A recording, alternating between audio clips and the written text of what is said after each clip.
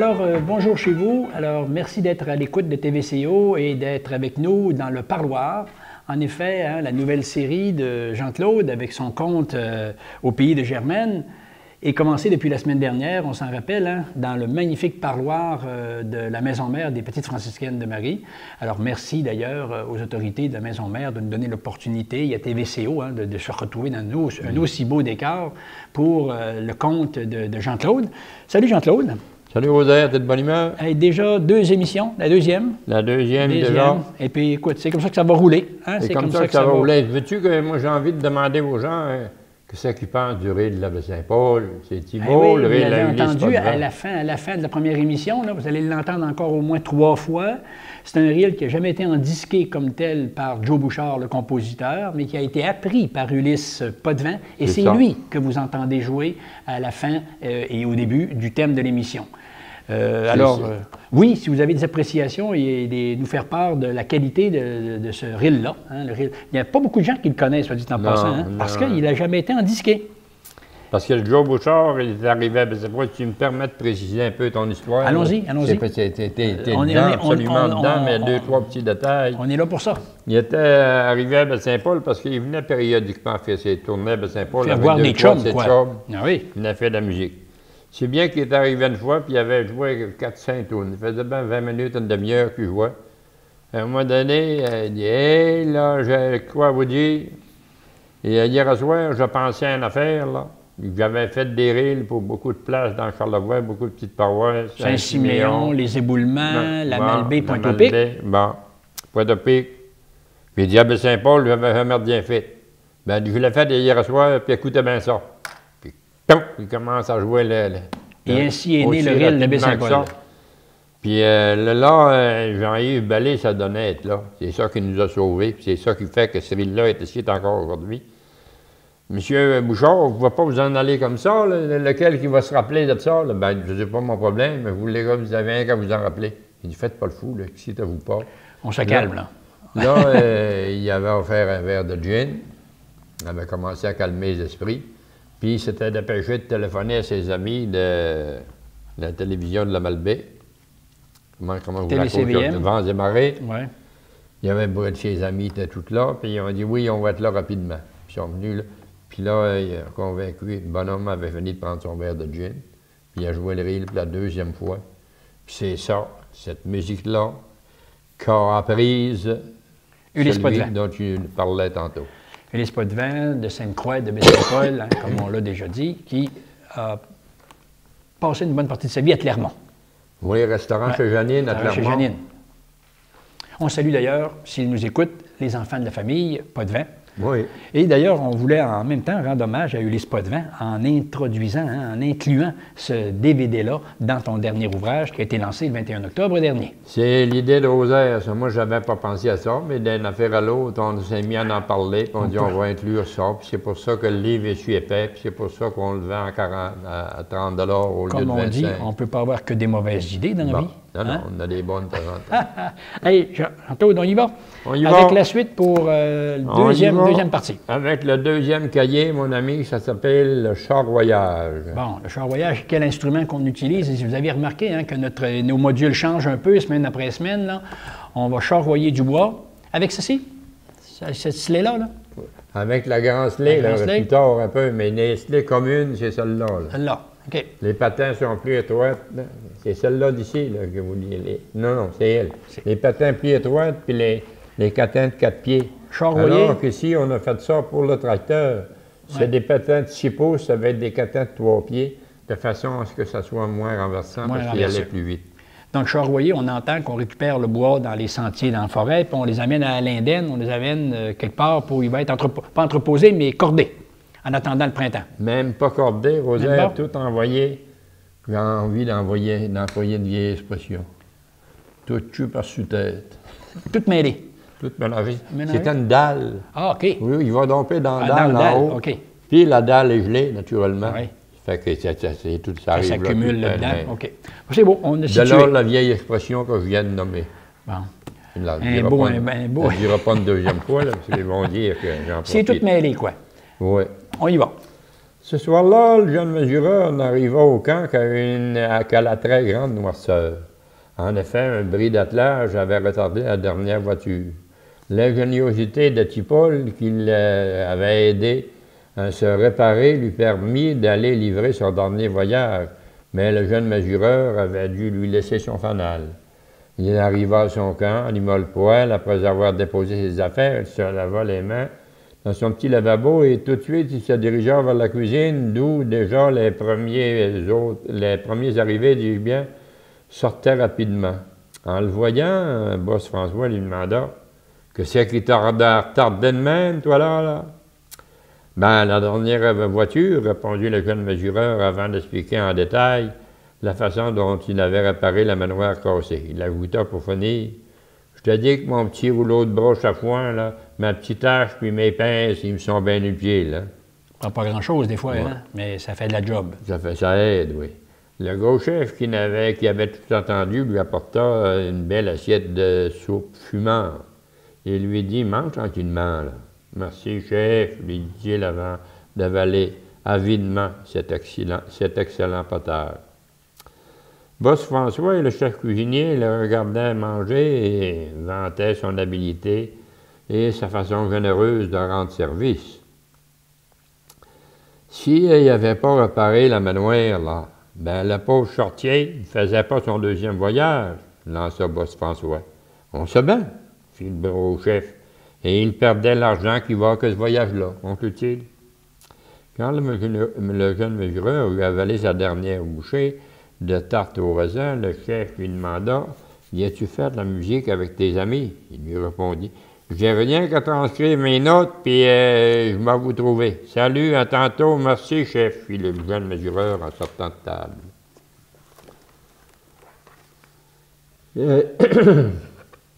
Il jouait près de 2 heures devant un auditoire chaleureux qui applaudissait très fort après chaque pièce. Le gros chef se leva vers la fin du spectacle et remercia les musiciens souriants.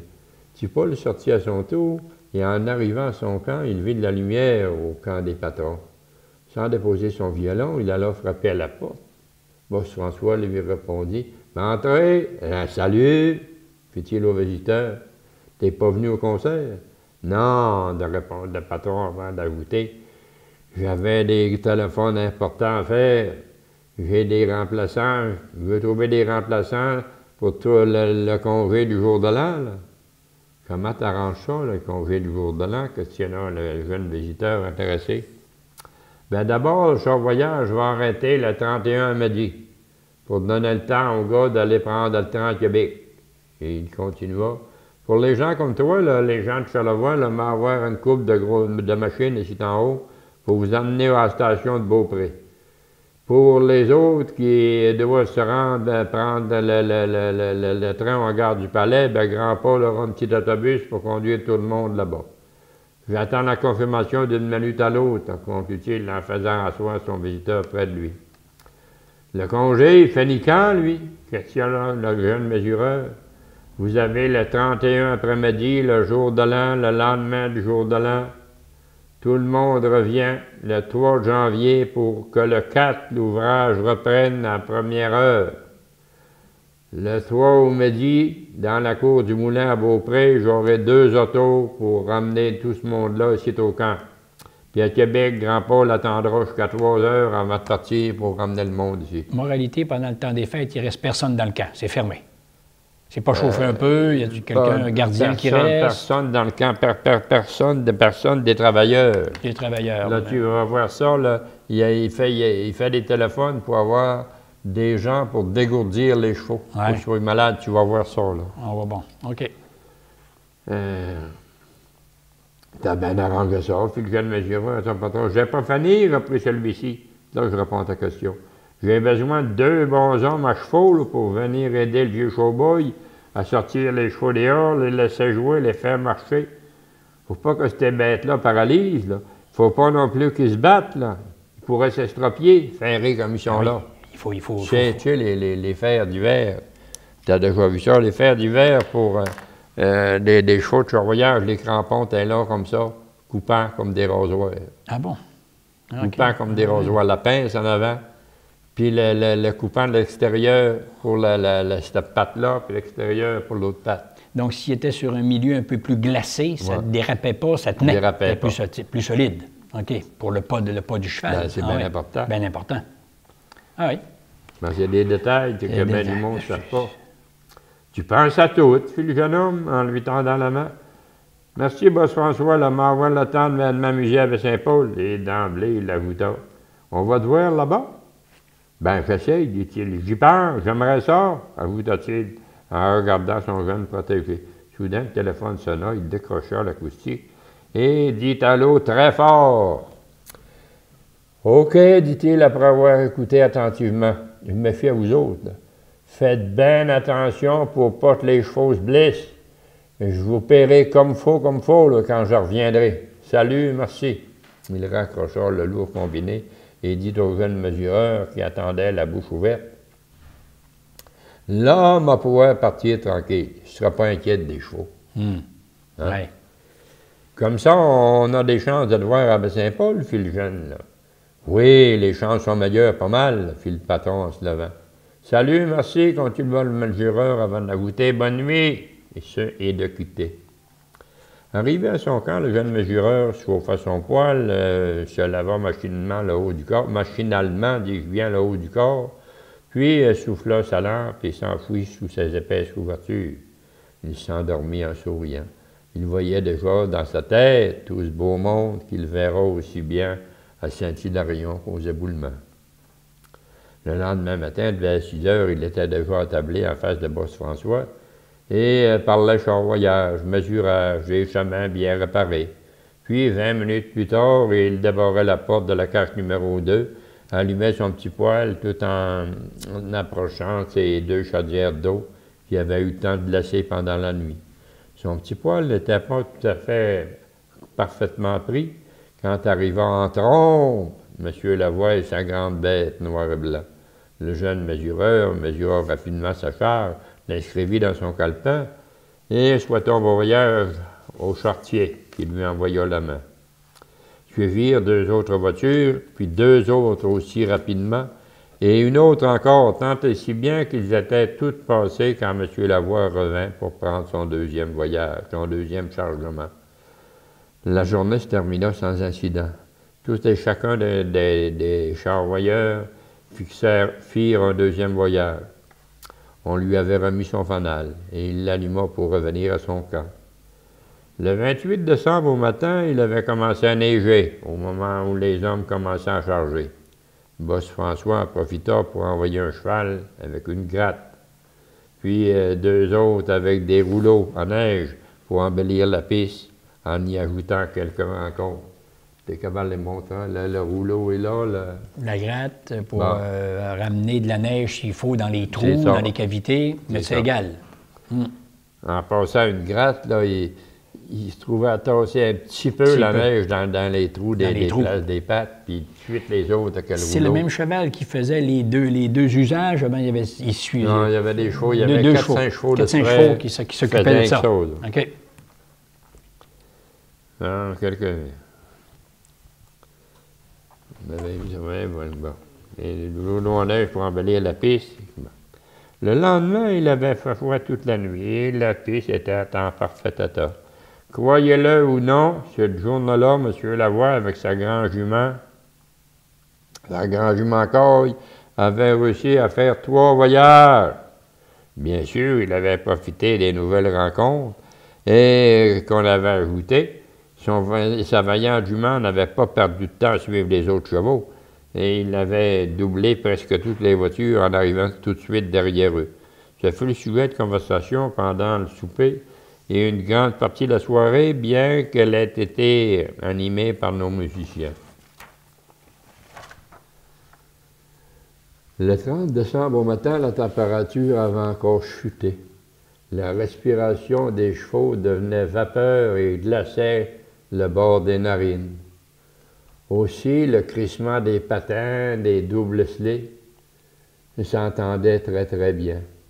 Ils ont fait encore une bonne journée d'ouvrage, malgré le soir au souper, pendant la veillée et surtout qu'on avait eu froid toute la journée, qu'il y avait des doigts, des engelures, des orteils, etc. Et que le gros chef distribuait encore des pommades contre les engelures. Et dès 8 heures, il lança le couvre-feu, en souhaitant bonne nuit à tous. Le jeune mesureur était l'un des seuls qui n'avait pas eu de problème de foie, car il avait passé la journée à brasser le feu de son petit poêle que plusieurs charretiers, cependant, avaient grandement apprécié. Jean-Claude, on fait une pause. On se rappelle où est-ce qu'on en est rendu. On va essayer. On prend notre souffle. OK? On vous revient dans quelques petits instants. À tout de suite.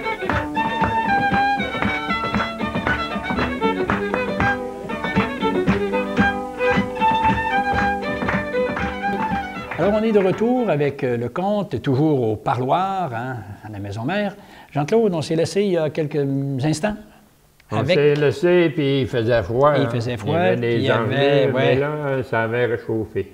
C'est pas mal moins frais un matin, avait lancé Boss François, son jeune mesureur, en guise de salutation. Aujourd'hui, ça a de l'allure, mais hier, c'était frais en damon, lança le jeune mesureur, en graissant sa première rôtie. Avertit M. Lavoie de ne pas pousser sa grand-jument pour essayer de faire 2 voyages avant de partir à midi. J'ai pas envie qu'il la rende malade, on en a besoin. Puis Boss François, en vidant sa tasse. Parce qu'en fait, c'est facile d'achever un cheval aussi sur un chantier si on y en demande trop. Hein? Oui. Ouais. On passe la limite. Ouais, si on c'est pour ça qu'un charretier a besoin de protéger sa bête. Protéger. Parce que c'est facile à crever, comme on... excusez le terme, c'est facile, hein? Il y a elle, surtout, une grande jument, j'ai envie de dire folle de même, vaillante comme ça. Là. Fougueuse. Il ferait mourir ça. Il y a rien quand il en demandait plus, quand il en donne. Elle écrase. Vous le bout au 2e, 3e voyage. Tu avais bien raison, c'est une précision importante. Oui. Parce qu'on pense que c'est fort comme tout, un cheval, mais ça a des limites. Ça a des limites. Monsieur Lavoie n'a pas poussé. Elle l'avertit comme faut à qui est ça, le jeune homme, en repoussant son assiette et en prenant une brioche et en mettant une brioche dans sa poche. Et il sortit et trottina tout le long du trajet en allant à la cage numéro 2, afin d'arriver le premier. En effet, son petit poêle avait déjà commencé à jeter un peu plus de chaleur quand la première voiture arriva. Mais ce n'était pas M. Lavoie. Non, c'était le brave petit cheval noir. Le jeune mesureur prit rapidement les mesures de la char et la laissa partir. La grand-mère de M. Lavoie arriva à son tour, mais on a dit que son cheval avait moins d'entrain. « Votre cheval n'a pas l'air en forme un matin, dit le jeune mesureur. « Non. Quand j'ai attelé, elle m'a lâché un coup de toux. J'ai retourné à mon bête, j'ai pris mon sirop frichon, j'en ai donné une grosse cuillerée à soupe. Elle n'a pas retoussé depuis ce temps-là, ajouta-t-il, en lui attachant son petit tapis autour du cou. Il ajouta pour petit Paul, « C'est pour ça que j'ai moins chargé. » On sait bien que vous avez moins chargé. Vous avez rien qu'un quart de corps. Oui. Bon. Comment ça fait? Ça confirme ce que tu viens de dire tantôt. Il s'en est rendu compte, sa jument ne filait pas. Elle a toussé quand il est arrivé pour l'atteler. Fait qu'il était à son bête, il était chercher son sirop frichon, tous les bons charretiers avaient ça. Ah oui? C'est une bouteille comme les anciennes bouteilles de Wampole. OK, c'est un genre de tonique, un sirop semblable à ça. C'était plus épais, c'était du sirop. Mais c'était un liquide noir comme ça. Bon, ben, c'est assez pour aujourd'hui. Là. M'a donné un autre coup de sirop en revenant, puis je vais laisser la bouteille au showboy pour qu'il la soigne comme il faut, qu'on tue le petit avant de partir. Il monta sur sa charge et commanda doucement, là, Claude, prends ton temps, là. Et notre mesureur de le voir partir et de dire « Faut pas que j'oublie d'avertir Boss François. » 2 autres chevaux attendaient le jeune mesureur et ça hâta de leur donner leur mesure et de les laisser partir. T'as pas de misère, questionna Boss François, en arrivant à la cage numéro 2 où déjà le jeune mesureur transcrivait ses notes. Non, dit-il avant d'expliquer à son patron l'indisposition de la grande jument Caille.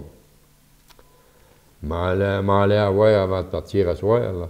Faudrait pas perdre cette bonne bête-là. Là.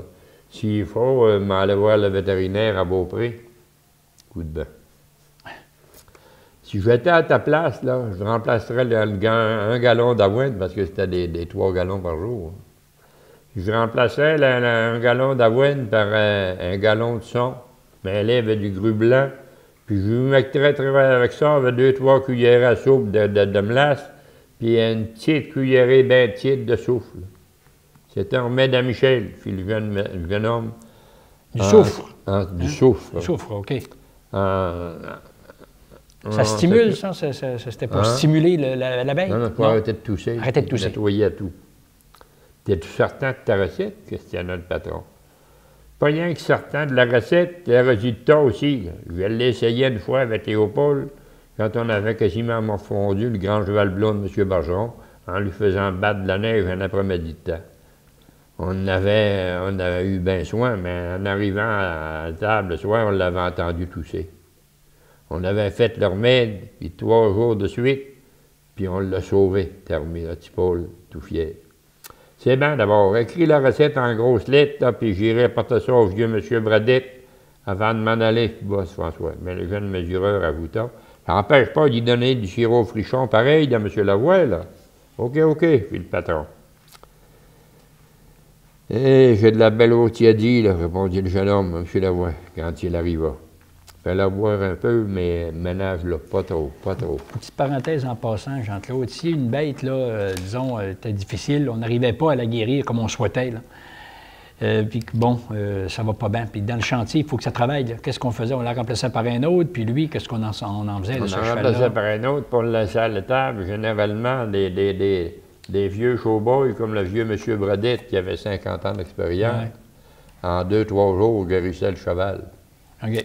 Puis là, ben, ça ne peut pas donner mieux, comprends-tu? Le charvoyage, il vient de finir, là. Il est là, me dit, là. Puis là, ben, il y a tout ce qu'il faut pour faire le remède, puis c'est la recette, puis le sirop frichon. Puis si il ne laisse pas attraper de fraîche, puis elle ne grouille pas dans la maison, c'est à peu près certain qu'elle va guérir. Qu'il va guérir, OK. Sinon, à l'extrême, il pouvait arriver qu'on abatte un cheval sur place. Ça allait jusque-là. Ça allait jusque-là. Ça allait jusqu'à dire, parce que dans ce temps-là, c'est des chevaux qui étaient loués, qui venait de chez Alire-Lavry à Pintard. Puis il téléphonait à Alire-Lavry, j'ai une jument, un cheval qui est manqué, apporte-nous un autre. Puis il arrivait avec un autre cheval, puis il repartait avec le cheval malade.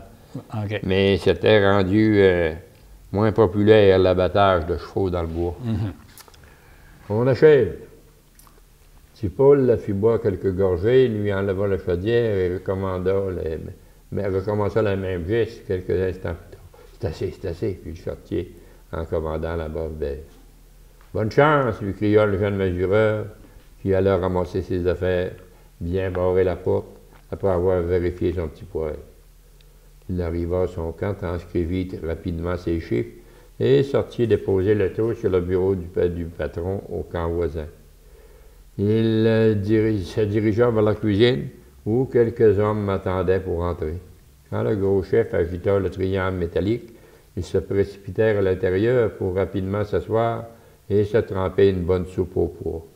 Le jeune mesureur en fit autant avant que le gros chef ne vienne s'informer et s'asseoir en face de lui. « Vous êtes prêt à partir, chef? » Puis le jeune mesureur, en voyant sa cravate et sa chemise blanche. « Oui, mon homme. Je prends l'autobus de Grand Paul, ma valise est faite.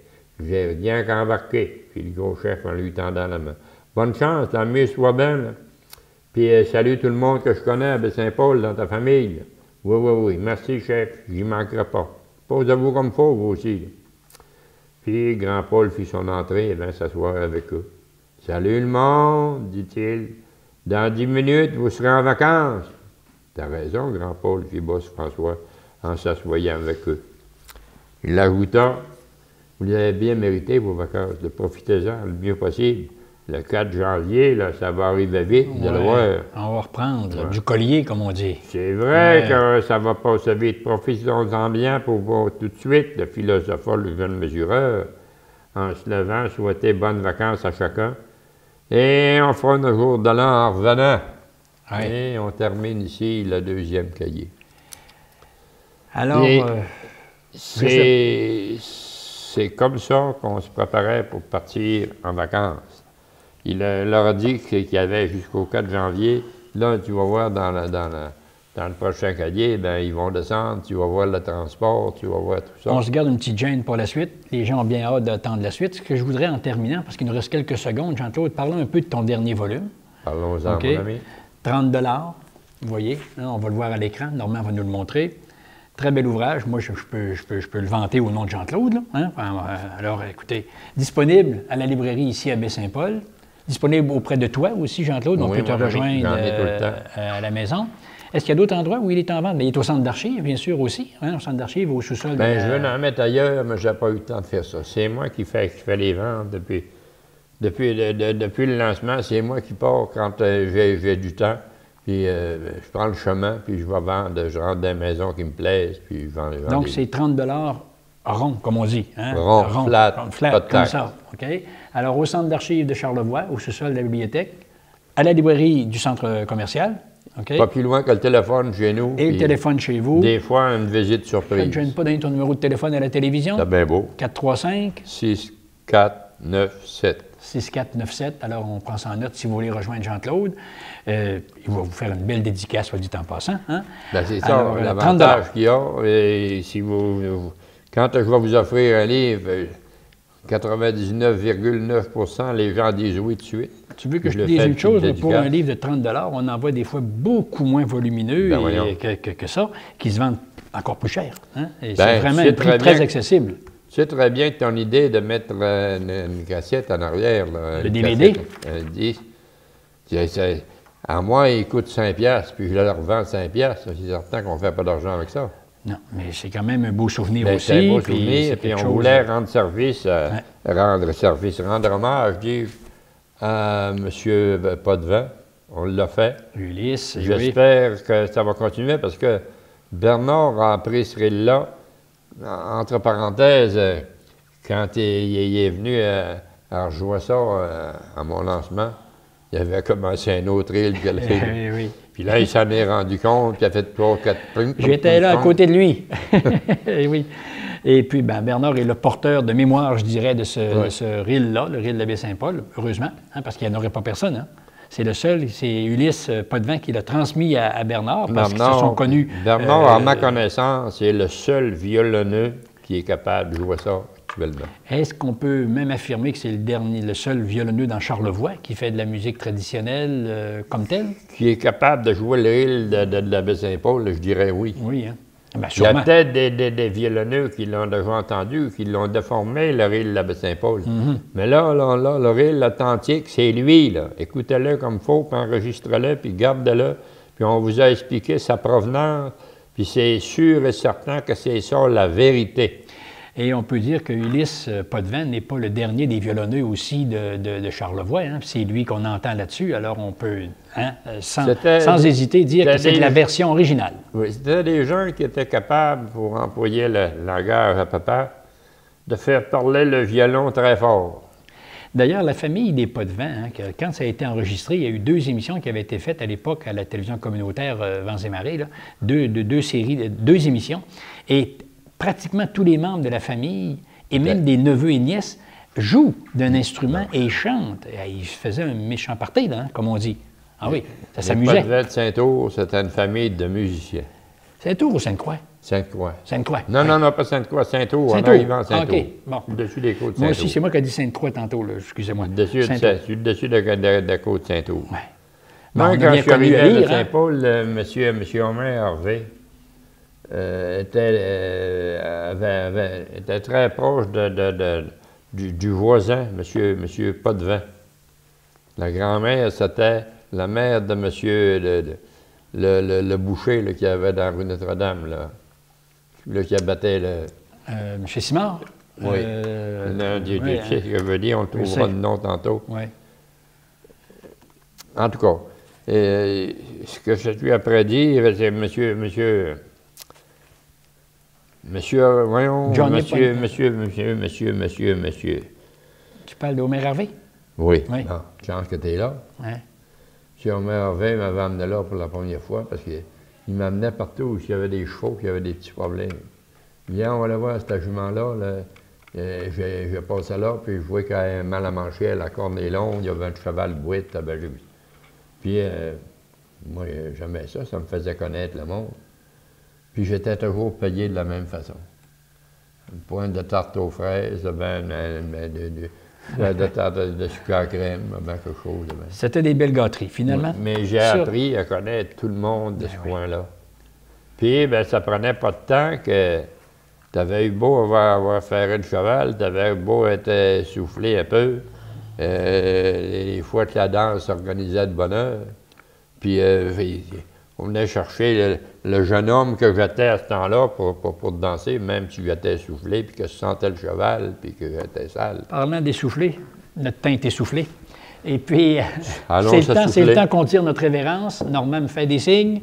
Alors, Jean-Claude, merci pour cette deuxième chapitre de ton ouvrage, La vie heureuse de Paul Lajoie. On se retrouve la semaine prochaine pour une 3e émission, toujours dans le parloir. Alors, merci à Normand à la technique. Merci à vous d'être à l'écoute à l'antenne de TVCO comme ça toutes les semaines. C'est grâce à vous, d'ailleurs, si on est là. Jean-Claude, je te dis salut et à la prochaine. Bye-bye. Bonjour tout le monde, portez-vous bien. Si vous avez de quoi, n'oubliez pas de téléphoner à Normand.